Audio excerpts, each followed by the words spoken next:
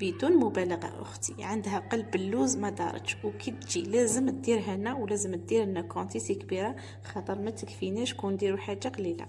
احتفظوا بالوصفه رايحين تحتاجوها رمضان ان شاء الله تجيكم معسله. وكيما هذيك اللي فوق الحبه راهي لوز ماشي زيتونه، كاين بزاف اللي قالوا لي درتي الزيتون.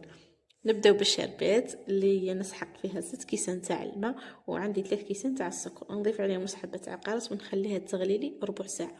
نفوتوا للعجينه اللي نسحق فيها 6 كيسان تاع التشيشه الخاصه بقلب اللوز. اذا عندك التشيشه اللي تكون رقيقه غير ما كله ديريها، واذا عندك كونتيتي صغير يعني كي حابه ديري غير بلاطو صغير ديري الكيله تاعك بالفنجان، الفنجان يكون صغير. هذيك التشيشه ندير عليها 2 كيسان تاع السكر، انا نقصت السكر هما يديروا 3 انا درت 2 باش تجي ناقصه حلاوه. نضيف عليها مغرفه صغيره ماشي معمره تاع خميره الكاطو، وعندي كميه تاع الملح نبسس مليح. ومن بعد نجيب كاس تاع البن وعندي كاس تاع المزهر. كي تبسو باطراف الاصابع ماشي ما تدلكوش.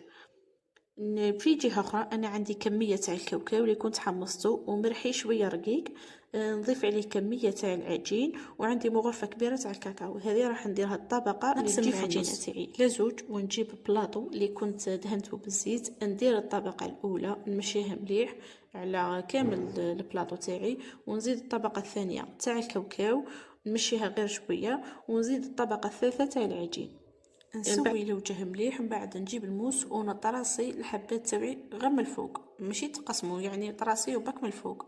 لصقوا الحبات تاع اللوز اللي قالوا لي زيتون وحطوها في الفرن تاعكم اللي لازم يكون حامي، ونكون الشربة تاعي طفيت عليها. نضيف عليها فنجان تاع المزهر ونخليها تبرد.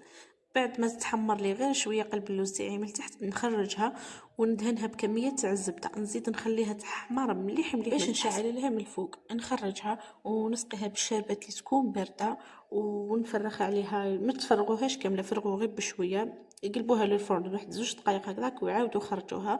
اذا شفتوا باللي شربت الشربات هذيك الكل زيدوا عليها شويه وغطيوها بابي فيلم ولا بالنيلو وخليوها تبات ليله كامله. دوم ذاك راح تلقاوها هايله. نتمنى انه عجبتكم، ما تنساوش ديروا لايك ابوني وتبارطاجيو الفيديو مع اصدقائكم. سلام.